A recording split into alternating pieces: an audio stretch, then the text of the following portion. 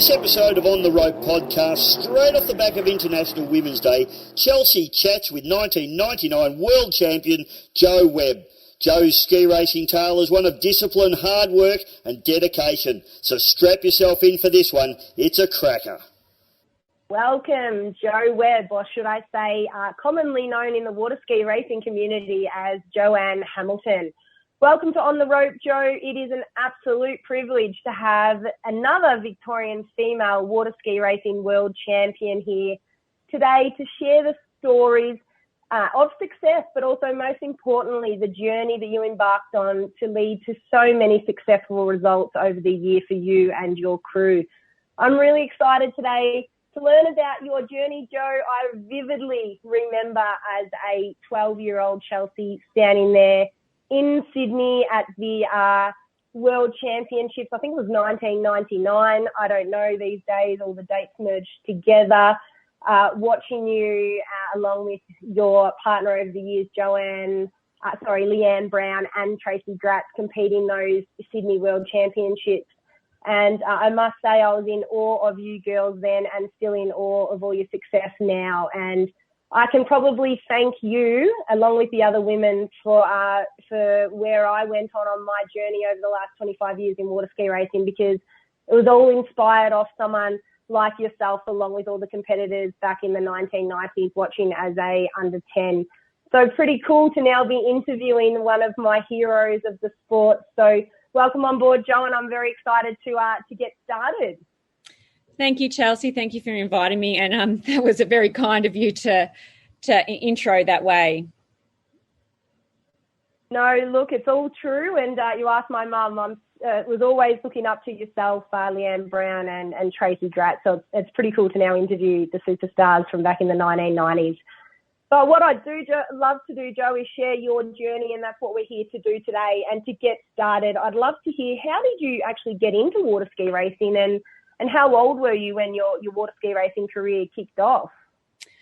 Well, Chelsea, I'm hoping that I remember enough. It's I did speak to you earlier and just say, when you asked me to do the podcast, I'll be honest, I don't often think about dates and even records and achievements, but I do know my parents, obviously, for those that don't know, are from Ireland, and they came out here, and I think within a couple of weeks of being in Echuca, Lockington, they were introduced to going water skiing. And so we did get a little boat, and it was a little red boat, and it was actually called Joanne at the time, and we used to always go out to Wills's Bend and just social ski. And then I think it was from there was just like a whole crew that used to go down to Wills's Bend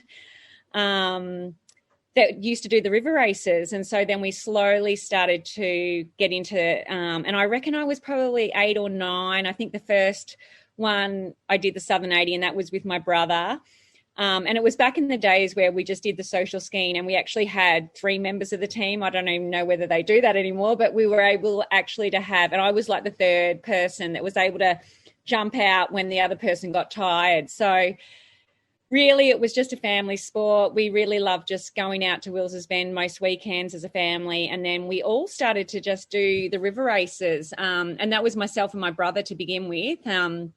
Dad would drive and Mum would observe. And then from there it just grew. We started then to do some of the lake races, and then we sort of got onto the circuit a little bit more. And yeah, I'm thinking it was probably when I was, I don't know, maybe 12 or 13. I just had a vision. I thought, well, maybe I could become a world champion. But yeah, it was really just the love of going out to Wills's, and it's something that I still share now with my own family. I did mention to you this morning that I needed to go and have a quick ski, and I just really like going out to the river. And so I think that's just where it started. And then it probably just grew from there. And then from then, when we outgrew skiing behind Mum and Dad, that's when we were lucky and fortunate enough to have a variety of different crew and boats that I don't even want to go and mention too many people's names because I don't want to miss anybody, but there was quite a few people that took me on my journey. Obviously a lot from Victoria to begin with, and then when I started to started to go into the selection races, that's where then I was able to be fortunate enough to be picked up by some different boat crew that were able to, take me on that journey as well. That's awesome. And for the international listeners who don't know, where Will's Bend is, that is actually one of the corners in the awesome Southern 80 ski race located here in Echuca, Victoria, Australia. So Jo is an Echuca girl. She grew up on the Murray River, as we've just heard. And I think, Jo, from everything you've just said then, firstly, I'm pretty sure we would love to be able to tag team people in when we get tired in the Southern 80 these days. But you're right. Unfortunately, we can't do that anymore. But I heard the word fun and family getting used a lot in that description of how you kicked off in this awesome sport of water ski racing. And it's quite interesting because that filters through in every podcast that I've done on the rope. And I think the word fun is fundamental in success, and you used it a few times. So it's really cool. And you dropped in there that your vision at some point as a child was to become a world champion. And I can't wait to get to that point in the podcast. But to get started, I can already tell your mindset from a young age was pretty strong. Would love to hear, you and I both know that mindset is a powerful thing. You're going to talk about your yoga career later on, and that's really heavily based around mindset. I started practicing in some yoga as well as part of my world's journey, so I can't wait to hear that. But love to hear about your mindset and your persistence in the sport of water ski racing before we go on to hear all the success stories that you had as well. Oh, thanks, Chelsea. And I think I always try to look at things in a positive way. I'd have to be really, really honest. I wasn't a super competitive skier. I was probably just very driven myself, if that makes sense. I think I just wanted to personally do well. And I think, I don't know where that drive has come from. My family have got fairly good, strong values. And so I just worked really hard. And I think that's initially when I had wanted to do this, my parents, obviously it's a big commitment, and particularly, and I know one of the questions was around the obstacles. And I think the commitment that I had behind me was that family backing. I wouldn't have been able to do it at the beginning because just the travel, and obviously we know it's an expensive sport to be in. So certainly they have been, they could see my drive and my commitment to where I was headed, and supported me on the way. And then along that journey, I was really fortunate enough to have some really good crew that then nurtured that as well. But I don't know where the vision or the drive came from, but I do, even now, my mindset is always, a glass half full. I like to look at the positive side of things. And I have just recently had another big obstacle come my way.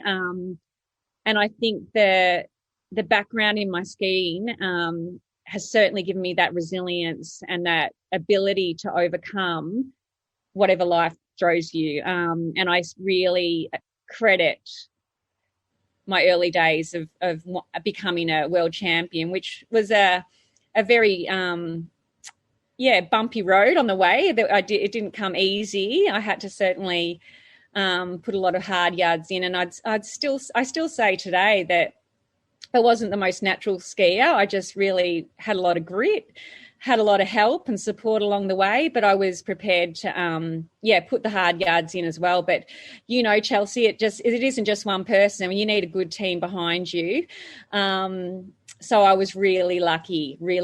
Along my way, I had a variety of different crew, some from Victoria, and then obviously my journey then led me to live in far north Queensland. And I'd have to say, the Moors took me out. I had people that supported me along the way, and I couldn't have done it without any of them. That's awesome to hear, and I love the fact that it's always glass half full. And you are so right. Everything that gets thrown at us in life, we need that resilience, and you use that word, and we also need to stay positive. But you are 100% correct, and it was music to my ear when you said it didn't all come naturally. I just had the grit and worked hard, because I'm hearing you, sister. That's exactly my water ski racing career. I never just whacked the ski on and did the results, but there was plenty of long hours in the gym and on the water, and plenty of tears.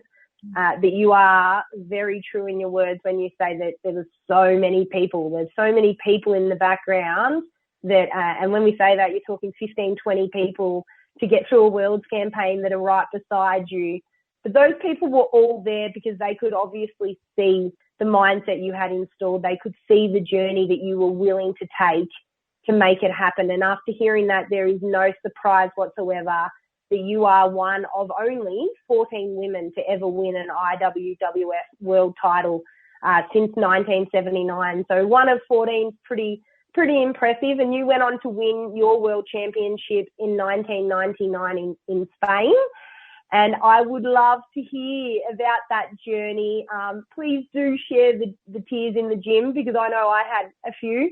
My now husband copped it a fair bit along the journey as well, the poor thing. But let's listen. Let's give the listeners that story about you becoming the 1999 IWWF World Champion.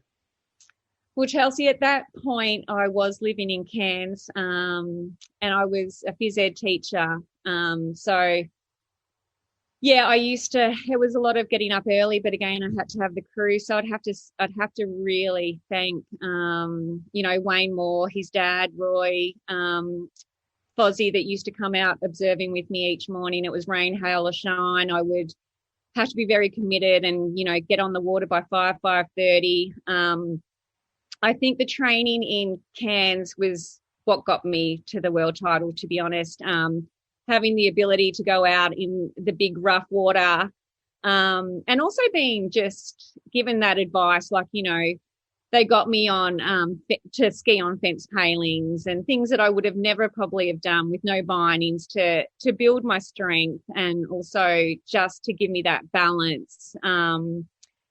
Being able to ski across to Fitzroy Island and then having to run up to the lighthouse and then, coming back down, it certainly built up my stamina and my strength, so that when I did get onto the race ski, it certainly felt easy. Not easy, but it was, it just gave me that little bit of an edge. And probably if I was still living in Victoria, it was trickier to get those kind of conditions, because we live on the Murray River, so most of our conditions are very really smooth.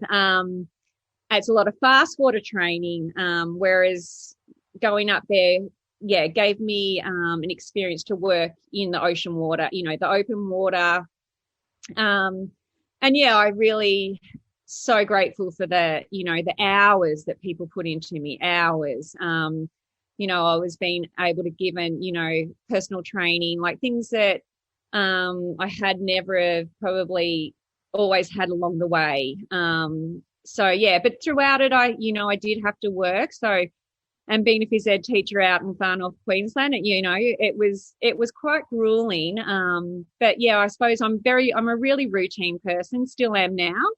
I would get to bed early. I would pack my things for the day. I would do my training. I would go work at school. Then I'd come home and then do some more training, go home, eat, repeat. So I think that certainly helped me along the way to getting to Spain. Well, no, shouldn't say helped me. Yeah, it definitely helped me. I was fortunate to be able to ski behind the cyclone crew when, Gavin Mackay and Pat Irani. Pat's known me for years, doing, being in all the Victorian races and watching, observing me. He had, he just knew me so well. So I think it was nurturing to know, even though he wasn't living in Cairns for a lot of the training, he was there when I did, when we got together. And even when I was skiing behind Gavin, the most gentle person I have ever met, and so strategic. I just felt safe. And I think that's one thing, particularly when I got to that stage, there were doubts in my mind, and, obviously not wanting to get hurt. There was times where, I needed to know that I had a crew that was going to fully embrace me. And they did. And honestly, I couldn't have done it without them. I think you say felt safe, and to be honest, that is absolutely critical in the sport of water ski racing. And if there's one thing we can tell the youngsters that are listening to this podcast is always ensure that you're with a crew that makes you feel safe. It's so important. And also the relationship between the observer and the skier. You talk about Pat, and your Pat is my Christian Apps in the fact that, they lived in country Vic too, so they couldn't follow you and I around to travel interstate and everywhere to get ready for a Worlds campaign. But when they showed up on game day, you had 100% trust in them. I always used to say to Apsy, I trust you with my life, because legitimately I trusted him with my life. And that relationship between the skier and observer is just absolutely critical to success. And it's music to my ears again, listening to you say that, because it's just so true. You talk through routine.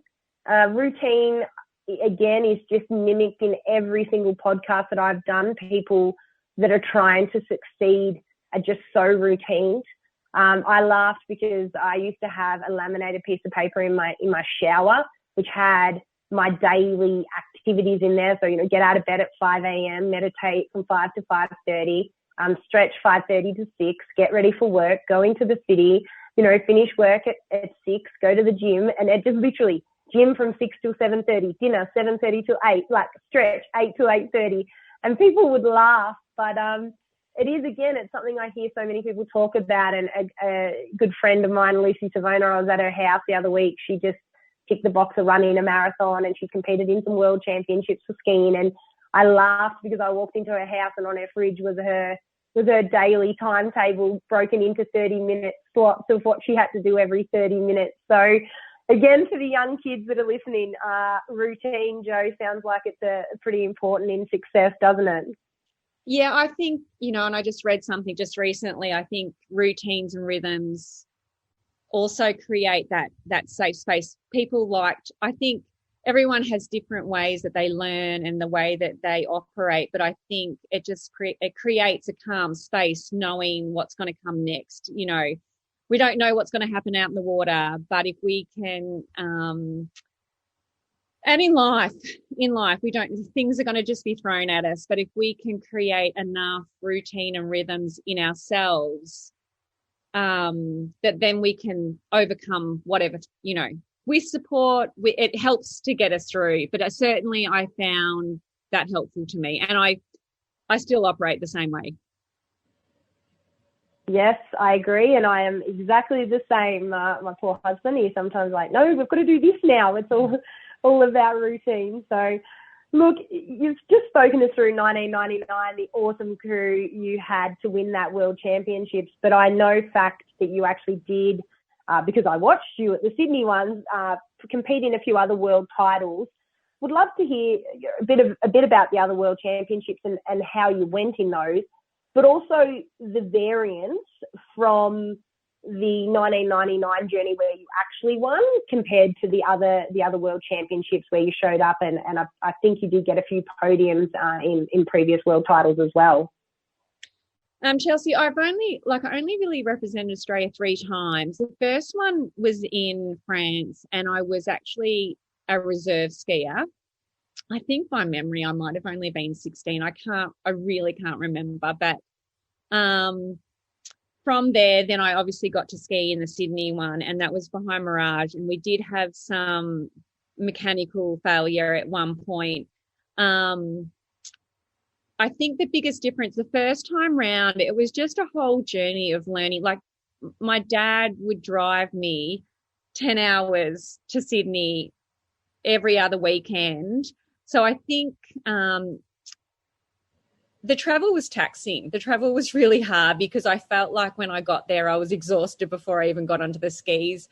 I was lucky at the time, and when Ansett used to be flying, we were able to get some sponsorship to get some flights. But even just like traveling from Echuca to Melbourne, it's 2.5 hours, 3 hours to the airport, then from the airport to Sydney, and then you find in your accommodation, then skiing. So I think I was young. It was all new. The selection races were all new. It was just finding out how it all worked, basically. And then I feel like it was sort of like I was in year 12 a lot of the time, even just prior to some of so I was studying, I was doing school, my parents had me working at Coles, like, so there was just I had to fit in a lot of things. And I think it made me a better skier because, again, it didn't come easily.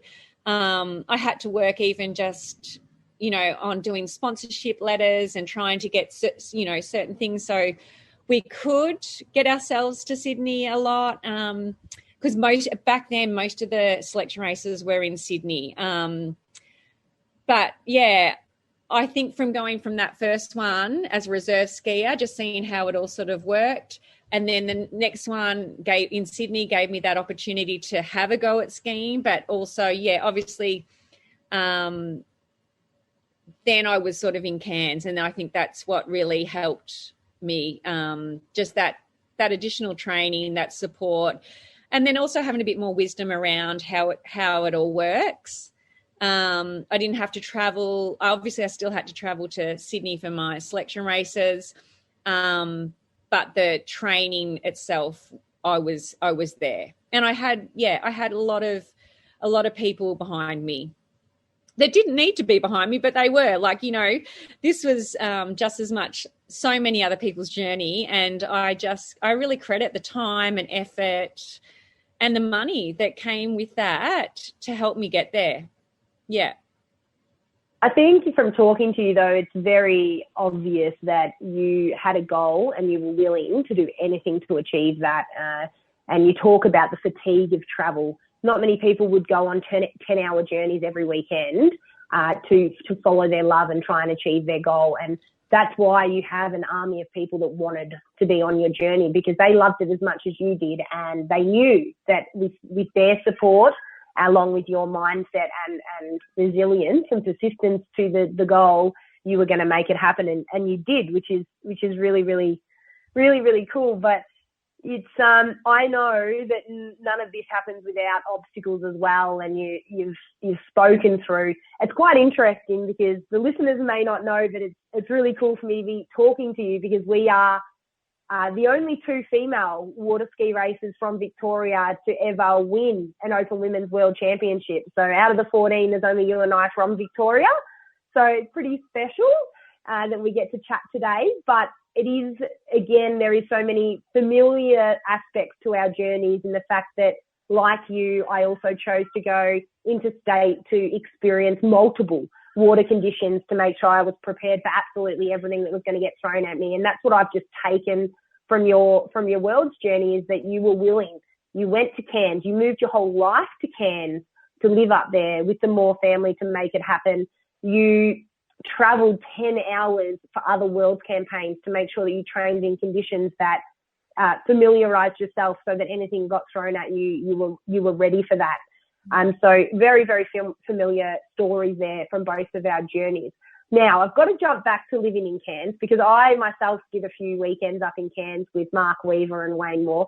And when I was about to jump into the water for the first time on my first training run in Cairns, in true Wayne style, he leant over the side of the boat and said to me, "Charles," and I'm like, "Yeah?"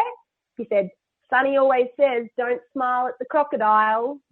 Now, as I looked over to the wetlands right near the boat ramp there in that little creek, thinking, oh my God, there's freaking crocodiles in the water here.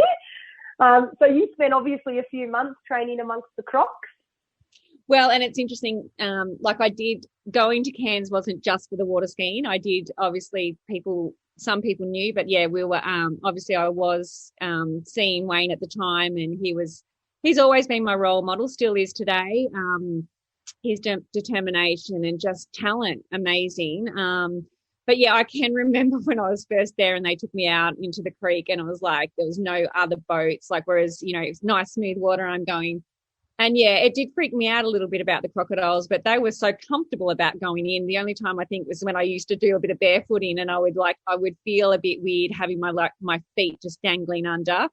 But I had so much trust in them. So I'm thinking, well, if they come out here, like, yeah, I don't know how I'd feel now. I might be a little bit more, not sure about that. But certainly those days I trusted them, and I had them, I kind of figured that they were going to look after me as well. So I was hoping that I would just try to quickly get in and quickly get out. Yeah, I know. I'm hearing you. That made me get up on the fence paling quickly. Oh, God, yeah. And You wouldn't want to fall off on the fence paling. Exactly, that's right. It trained you to be a world champion. You don't want to fall off. But no, Wayne Moore, absolute. He is the ultimate. I think he's the go to water ski racing and wakeboarding and everything. He's an absolute pocket rocket, that guy, and probably one of the nicest people I've ever met in the sport. He would give time to anyone who reached out to him. He's absolute chef. Very, very humble and an absolute amazing athlete. Just crazy how talented the guy is. But I'm glad that, it's an eerie feeling, that creek, though, isn't it, where you put before you go out into the ocean. It's just so eerie. But anyway, we all survive, so keep heading up there, kids, and skiing in Cairns. Even though there's crocs, they don't eat you, so they're friendly crocodiles. But no, look, it's good to hear. It's good to hear about a bit of your journey outside of just the Worlds campaign, because it is a learning curve at the start, and I think it's important for people that potentially embark on their first Worlds campaign without success, if it is a true goal to them and they stay with that perseverance, that can happen.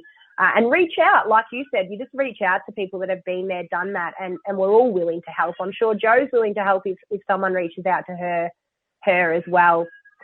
Look, there's no doubt been obstacles thrown at you throughout your sporting career and life, and we did have a chat prior to starting to record this podcast.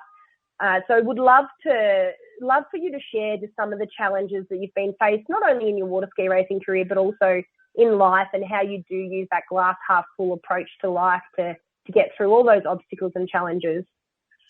Yeah, well, I suppose once I finished, I still social ski, and I love social skiing, and it's something that just recently I've had an obstacle to overcome. I had a lipoma cyst on the back of my neck that was going to be quite a simple procedure done in October, that ended up being a 3-month having nurse visits every second day and going in for another emergency surgery. And then I'll be really honest, Chelsea, probably the most scariest thing I've ever had to overcome, and that was having a hole literally in the back of my neck, and not a small hole, quite big. And I was attached to a what they call a vac machine for 7 weeks, which is a shoes behind around my neck and a machine that I had to carry around 24/7.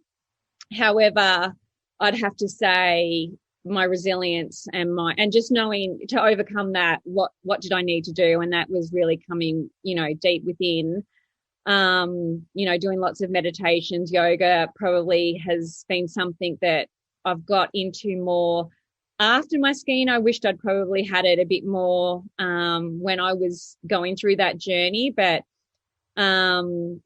when I was able to have children, I wasn't able to have children. So my 2 children are 5.5 years apart, and that came with 7 IVF attempts. And so again, I think the resilience.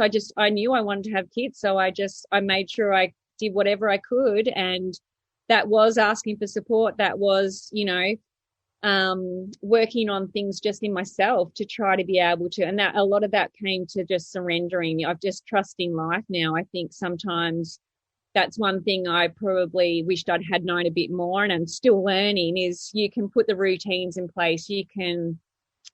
There's only a certain amount of element that you can control, and I think sometimes it's finding that balance of what do you need to let go of, and then also, the amount of energy that you can take in your mind trying to control things when it's out of your control, rather than, tapping into the the inner world of yourself to get you there on your journey. So I think both of these things have certainly been things I've had to overcome, and I credit my resilience, my growth mindset from skiing to help me get there. And I've actually I wasn't allowed back on the water this year until the 19th of January, and I've got a fairly big scar on the back of my neck, but I'm back out in the water, and I'm just really grateful that I've been able to overcome that as well. And I certainly one thing I would probably add in if I'd known, but that's what life is all about. It teaches you, and then you can hopefully pass it on to others. And I think in my work that I do outside, I am a social worker, and I do work in a school as a mental health practitioner, and it's really just coaching young people about wellness and how our mindset, movement, the way we exercise, sleep, the way we eat can all help with our mind, our bodies, and how we feel. So I think those are things that I've had to, I've learned along the way, Chelsea, I think. And I think for me, it was about, I can't control every situation, even though I want to. Life throws you things. And now that I've got through both of those obstacles, I'm really grateful that I had them, because it's taught me so much about myself. It's also allowed me to become more bonded to my family, to my not only my husband and my children, but my parents, my sister, my brother, my friends. It's amazing, the community that's around you, there to support you. I think that was one thing that I was just blown away with. Wow, thank you, Jo, for sharing that very personal and emotional information.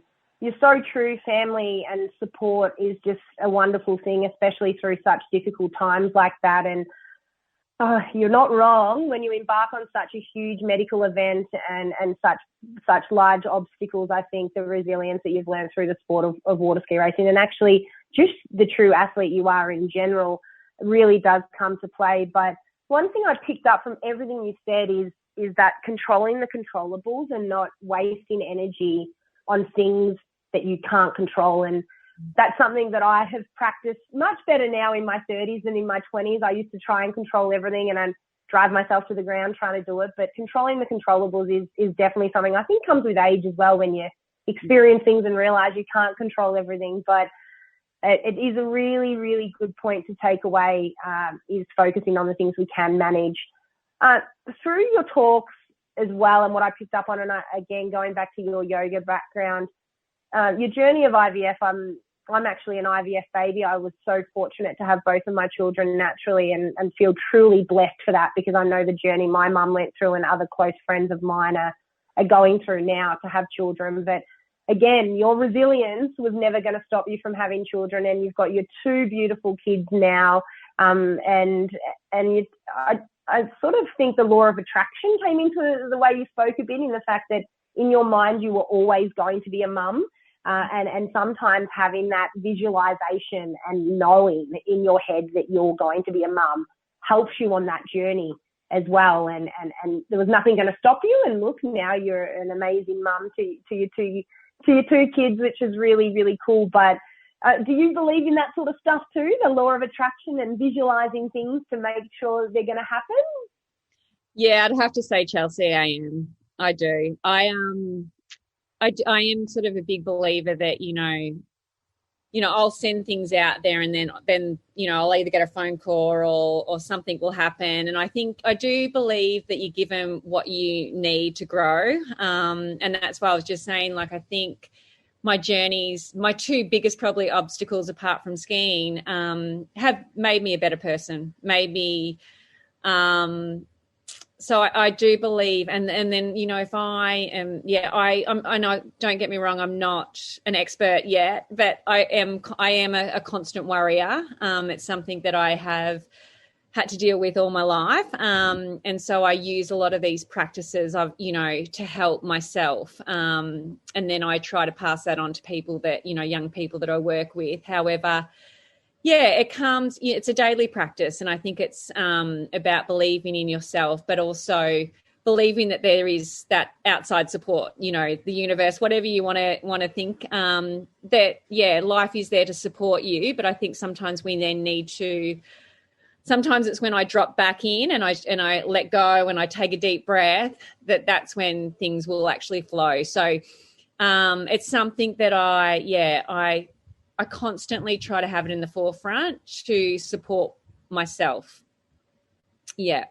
Look, we've gone all spiritual on the listeners now, but I love that stuff, and I sometimes feel we don't talk about those secrets that we have behind the scenes on how we make things happen. But I'm absolutely a true believer in the law of attraction, and I practice meditation and creative visualization in every areas of my life, even when it comes down to negotiating with my 2-year-old daughter.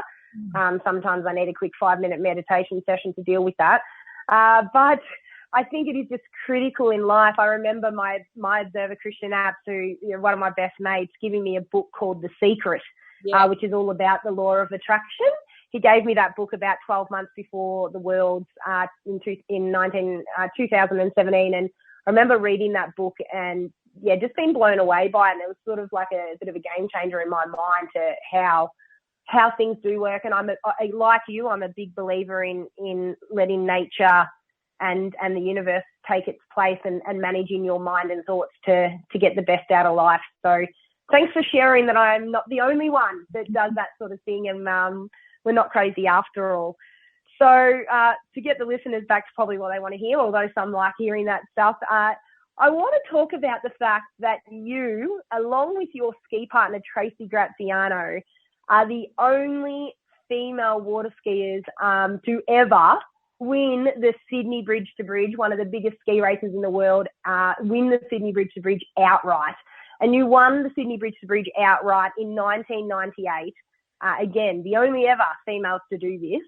And how was that? I want to know, how was that perceived back in the 1990s? Because I know these days when we got close to any of the boys, a little bit of a shock to the system. So we've never had the chance to stand on the number one outright podium, but I tell you what, I'm so impressed that you women did back in the 1990s, and love to hear about how that all was perceived back then.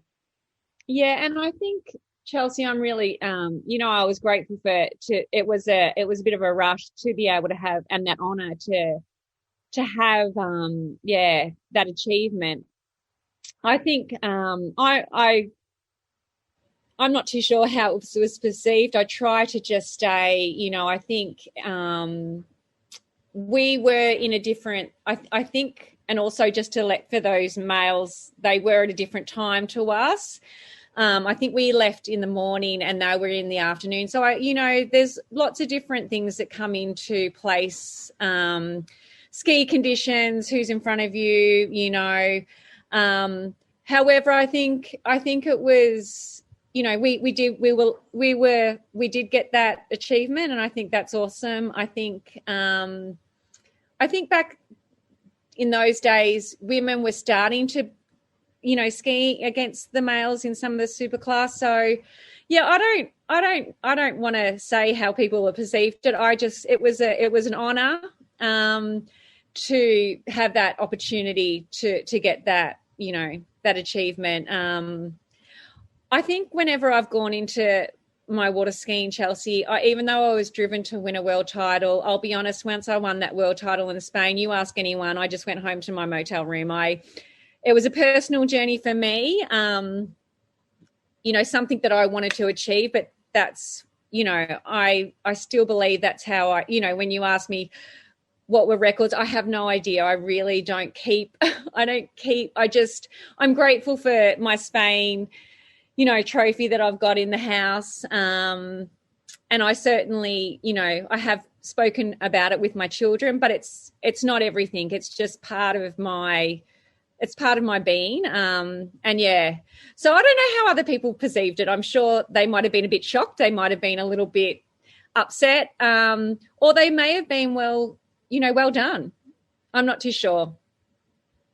Well, Jo, you call Wayne more humble, but I'm about to call you humble, because you are extremely humble, because let me tell you, you say, different water conditions, which is true. And it's quite funny because women now start behind the men to make sure that probably that wouldn't happen again. Who would know? But after that, they did move the women to the back of the field. So, but in saying that, 25 years on, you still hold the Sydney Bridge to Bridge record in a very impressive time. And I made a few phone calls trying to find out that time. I'm fairly sure it's a 43 something. Don't hold me to it. I know it is a very impressive time, because we haunted your records for a while there, trying to get as many as we could, but we never were successful with the Sydney Bridge to Bridge one. So you took out that record in 1997.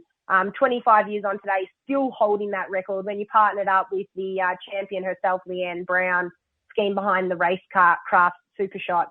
I got all the stats because you did tell me, Chelsea, I can't hardly remember anything. So I thought I'd get the stats for you. The Sydney Bridge was where I was skiing with Tracy Graziano, though. No, but the record you hold, I think. Oh, the record. Brown, okay, cool. Perfect. You would know. Yeah. I know. You're hilarious. So you are right. You won outright with Tracy Graziano in 1998. Yeah. And you also broke the record the year prior. You didn't win outright, but you broke the record the year prior in 1997, skiing with Leanne Brown. Yeah. So, look, you're pretty humble yourself. The Sydney Bridge to Bridge is a drooling 112-kilometre course with multiple different water conditions, and I would honestly say the hardest ski race in the world and one of the most well-known ski races in the world, and you are still the record holder 25 years later. Not sure, did you even know that? No. No, didn't know. Well, there you go. You still hold the record. You're funny. Still hold the record, but also you won outright. You mentioned in that chat that in your era, women were starting to move to superclass. But again, your humble nature. To be honest, Joe, you and Leanne and Tracy in that era of amazing champion female water skiers started that trend, and you actually moved to superclass. And how I found this out is because I was, after Madison Boyer, my ski partner Maddie, and I broke the women's Southern 80 record in 2018. I went in we were obviously on cloud nine. We were so excited, did a 33:15. We just were, one of the best days of our lives. We still talk about it to this day, just something we chased for literally 15 years of our career. And I'm in getting my hair done at the hairdressers, who my hairdresser is your observer, Pat Orani. And he goes to me, "Oh, congratulations, Chelsea." I said, "Oh, thanks, Pat. I'm so excited." He said, "Yeah, but are you the quickest female down the river?" And I said, "What do you mean, Pat? We got the female open women's record." He's like, "Yeah, but we are the quickest females down the track. Did you beat our time?" I can honestly say, Joe, my heart fell in my chest because I'm like, there is no way I'm going to be able to be proud about getting an open women's record if I'm not the quickest female. So I didn't know at the time, but yourself and Leanne Brown, again, behind the twin rig. What was the twin rig called again? Merc Bullet. Yeah. So Lindsay Beer, Pat Orani, yourself and Leanne Brown behind Merc Bullet. In the 1990s, I believe it was 1996, you actually made the change to superclass. And it's so funny because you can't remember this, so I'm telling you off Pat's words. I did do a pre-interview with Pat. Off Pat's words, you entered superclass back in the 90s because you wanted to do the dash, and there was no President's Dash back then. And as you mentioned, it's all about who you're seated behind and who you have to overtake, etc. So you entered the dash in 1996, I think it was, and you did superclass, 2 female skiers. And back then, you actually did an extremely impressive time. My heart was in my chest, and I'm going to Pat, I've got to look up the results because this is blown my mind. Like, how can I say, oh, we're the quickest women when we're not the quickest women? Like, you're either the quickest women or you're not. Like you said, it's irrelevant of records. The whole thing's irrelevant on the journey. But so I looked up your times. I've gone through all this archive on the Southern 80 website, and thankfully, it was not much in it. I think it was only 20 odd seconds or something. You did a 33:40 something, I think it was. So there was literally only 28 seconds or something between the two of us. But thankfully I said to Pat, look, here's the results. We just bet you. So for all those, it's just hilarious because for all those years, and I'm talking like 10 years, I had my eye on the prize of the Southern 80 record, and I had the 34:20, which I think that Lee Hicks and Emma Carson did, thinking that was the quickest time. And it was never the quickest time. Your 33:40 something was the quickest time that you set back in 1996. So do you even remember that run? And do you remember why you moved to Superclass? Oh, I can, now that you've told me and reminded me, I can remember going in the dash, and I can remember skiing behind Merc Bullet. But I'll be honest, Chelsea, I probably at the time we were told about times and stuff, but you can even ask my husband, people that know me. I don't go by the times and stuff. Even now I just go by the feeling, and it was a personal journey for me, something that, I'm grateful for everything, but it's just, for me, it was just about doing my best. Yeah. And it felt good at the time. But I probably am a bit of a quiet achiever. I can remember I was given an invitation in the mail in Cairns to go visit, it was a very fancy invitation to go see the Queen in Sydney at the Superdome the year that I won the world title. I was thinking, oh, well, I've kind of got to work, and I'm not too sure whether I'll be able to go. And everyone's going, of course you have to go. So I think for me, I'm grateful for everything that I've been given. I think at the time I obviously was driven.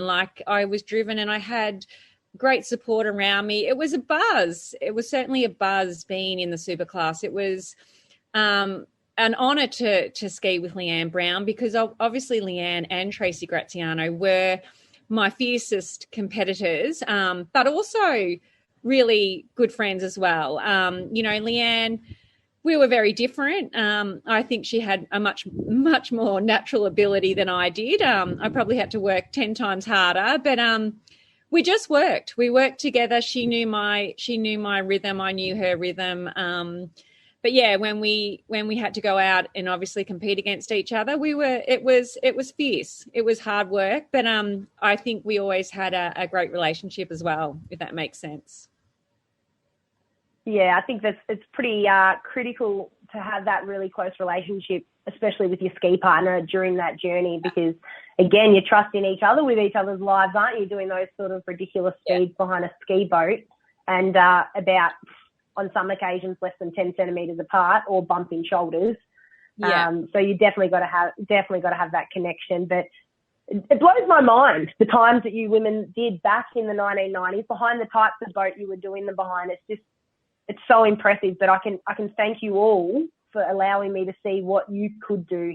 And women in sport's an interesting topic in itself, and you speak about some of your journey as a mum and becoming a mum and all of these other things that women deal with whilst trying to pursue these careers in sport and also our academic careers. So it's so good to allow other females to listen to your journey and know that it's not all sunshine and rainbows, that's for sure, that plenty of hurdles and obstacles. And there's lots of young kids in the sport, and look, to be honest, your era of people looking up to you and knowing who you are is probably me, and we're all now mums too. And I know it definitely was me, because all of us as kids just idolised yourself, Leanne Brown, and Tracy Graziano. You were just to us, you were amazing, and you drove all our success off the back of what you showed us that females could do in the sport. So for that, I am extremely thankful. But there is going to be no doubt lots of young females and male junior skiers that are going to listen to this podcast. Well, I hope they do, because there's so much information that's of great value. And if they do, I guess, what's one thing that you would tell them, maybe something you do every day to help you stay balanced and keep on your routine and journey, or as a competitor, what's one thing that you would say to those kids that listen today, and to help them stay on their journey to success and just having a happy and healthy life, really? I mean, I do multiple things, but if you're going to just pick one thing, I'd have to say that, and I probably didn't do enough of this when I was training, but I do daily meditations in the morning and in the evening, and I just know that just brings me into a much better state, whether it's only 5 minutes. There's a few, I certainly have a morning routine to set myself up, but I think if I was to give some advice, as well as, it is a mental thing, but I think it's about working smarter, not harder, training smarter, not harder. I think it's about, keeping that balance. I think, rest days are important. I think it's really important to incorporate, yoga, stretching, whatever makes you feel good in the mind is really important as well. And I think it's about setting goals, but also being flexible. And I think the IVF journey was a journey for me because, I couldn't control it. I can have routines, but there's certain things that are just out of my control. So it was also learning to be a bit more flexible. And I have certainly come a long way in that. I have learnt, to adjust to how I feel. And that's why I think listen to your body. Surround yourself with people that make you feel good. You're a product of the 5 people that you're around. And I think it's really important to be around those that, that are going to cheer you on as much as you're going to cheer yourself on.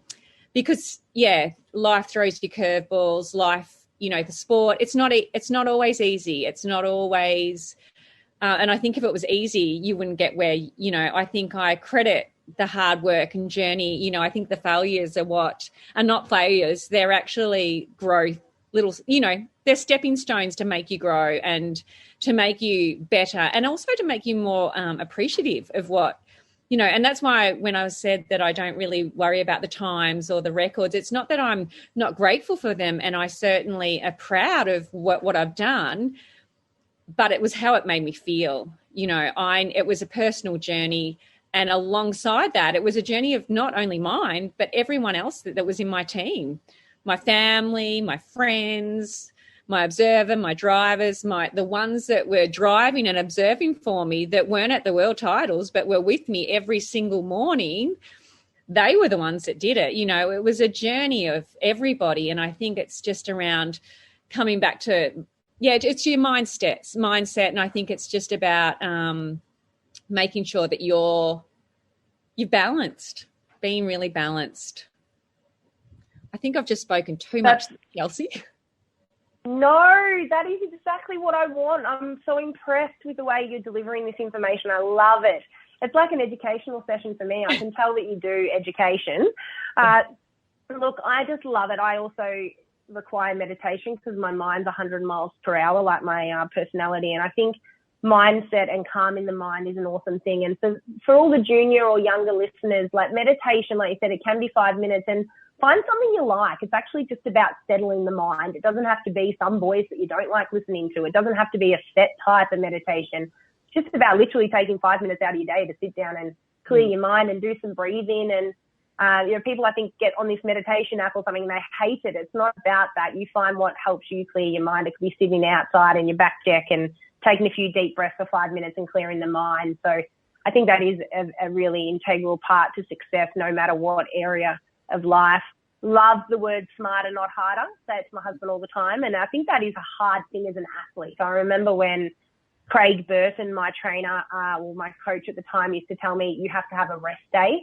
And in my mind, thinking, I can't rest. I won't win. If I rest, I won't win. Like, I feel good. I don't need to rest. And him saying to me, today's a rest day. Your body needs to rest. And being able to process as an athlete that today I've only allowed to stretch for 20 minutes or something. It's sometimes challenging rest days because you're just mind so much on where you want to get to that if you feel good, you think you're fine. But it is true. You need to work smarter, not harder.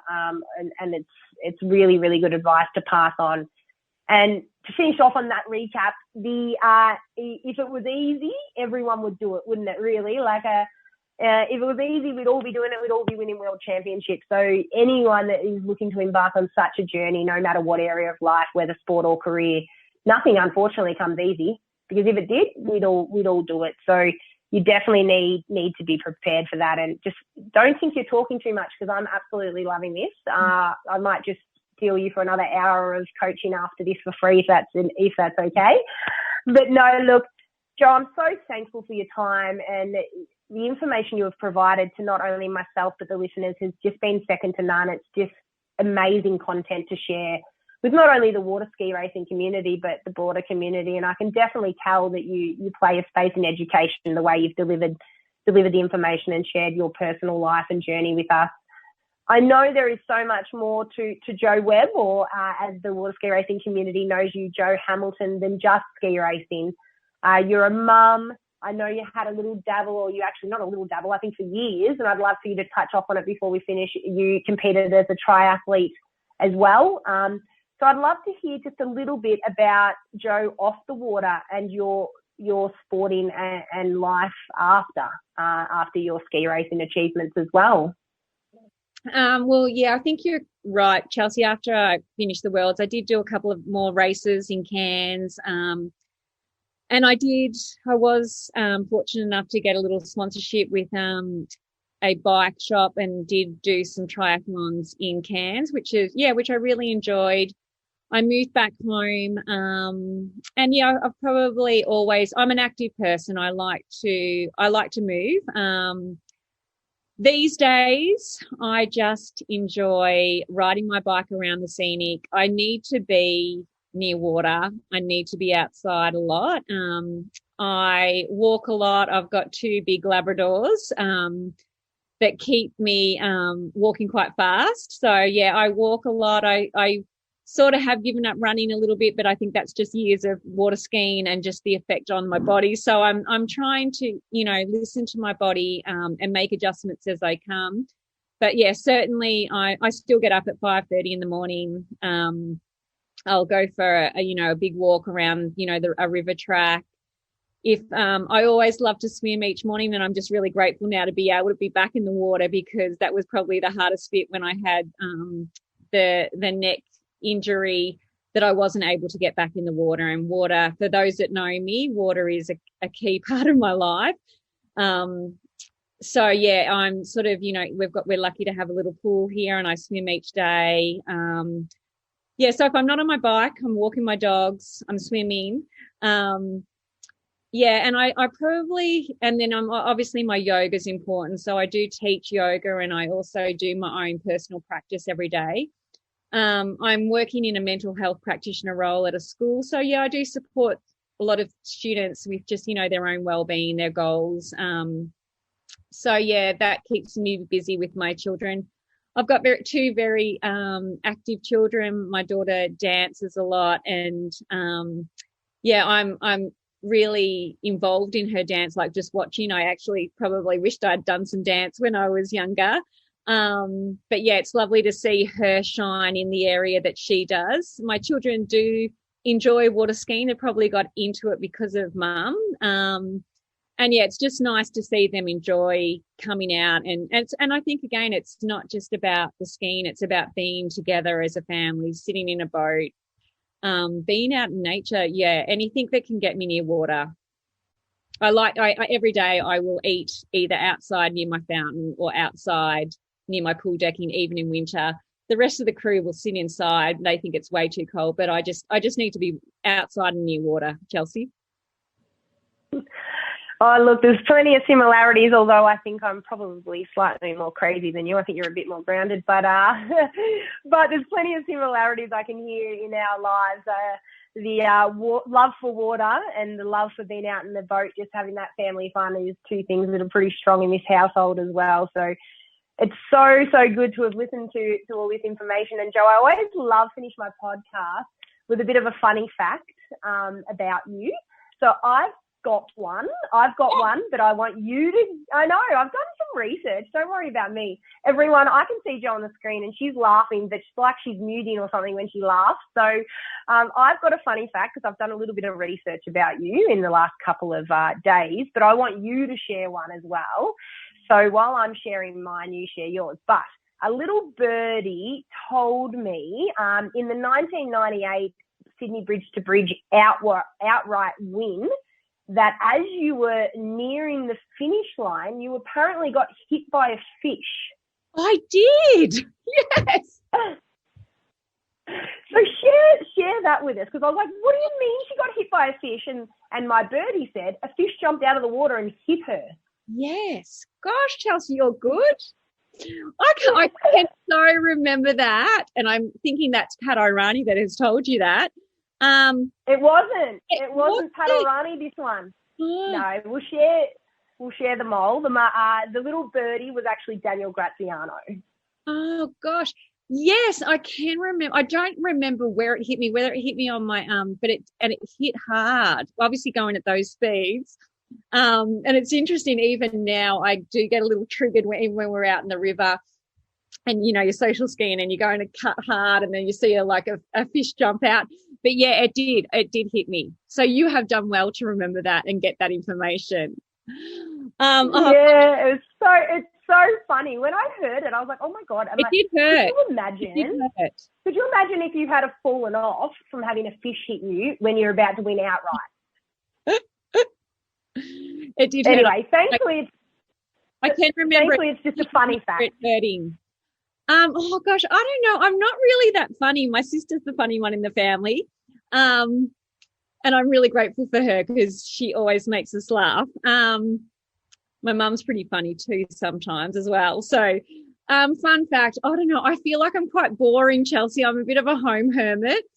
I've never drank in my life. So I'm sort of like, yeah, you know, if you don't, and that's why when you first initially said to me about doing a podcast, I could do it any night. I'm thinking, I go to bed at 8:30, 9 o'clock. I shut down at like 7. It's like not doing it at, you know, not going to be doing it at that time of night.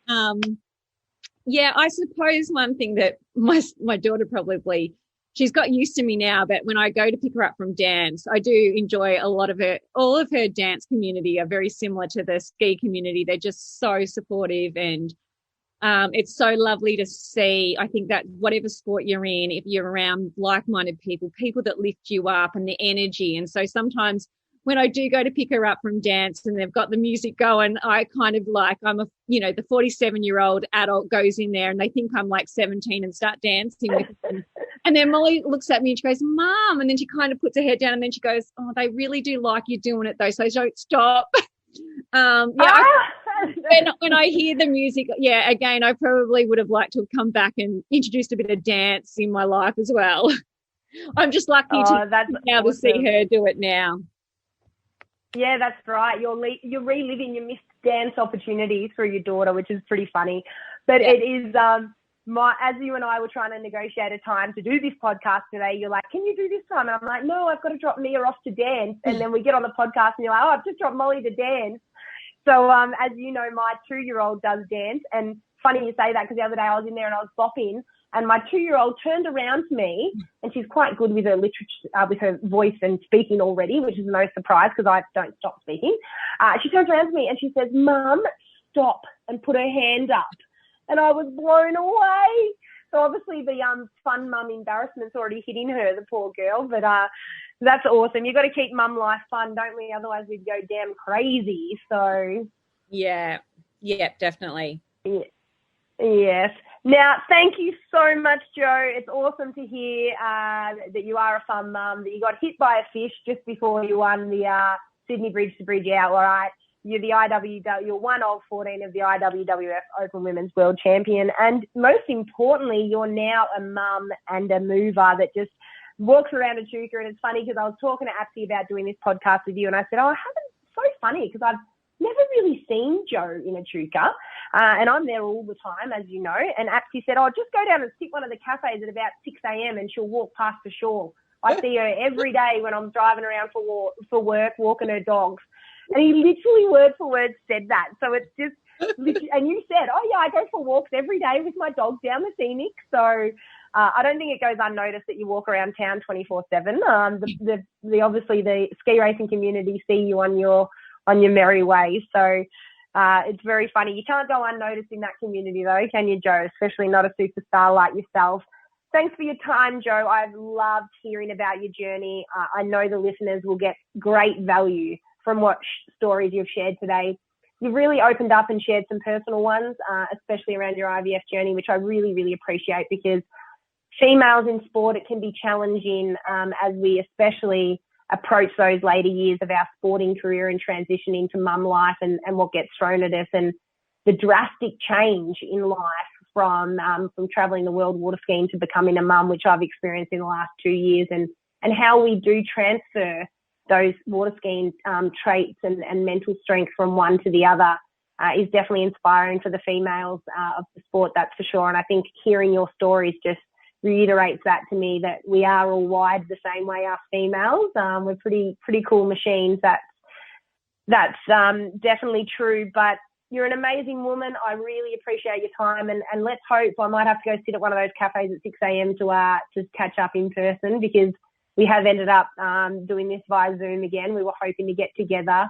So let's hope we do get to cross paths in the Campaspe Shire community at some point. Just a shout out to the listeners. Sorry if you can hear a little bit of mumbling in the background. I do have my little baby Jet on my lap, who is now actually snoring.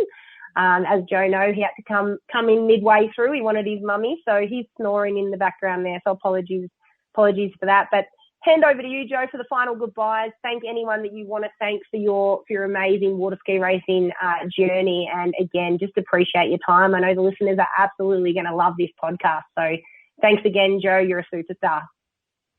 Oh, thank you, Chelsea. And just thank you for reaching out. And, it's nice to have been able to speak with yourself. And, yeah, it would be lovely to catch up in person because I don't feel like I was a lot older than you, so I probably didn't cross paths as much. But, yeah, definitely I'm always walking my dogs 5:30 till, 6:30. So I'm sure you will see me out and about. There's so many people to thank along the way, obviously.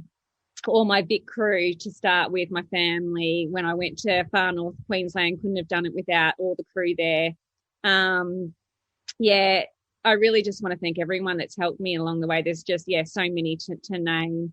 They know who they are. I'm really touched that you've asked me to be on the journey and do this recording. It's gone for a long time, so I hope people are okay with listening for so long. But, thank you so much. Thank you, Joe, and I will see you soon. Enjoy listening.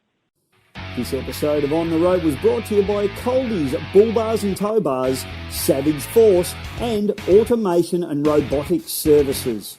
It was produced by Boris the Boxer Productions in conjunction with Bisho Media, Mel's Media and Bad Lad Productions.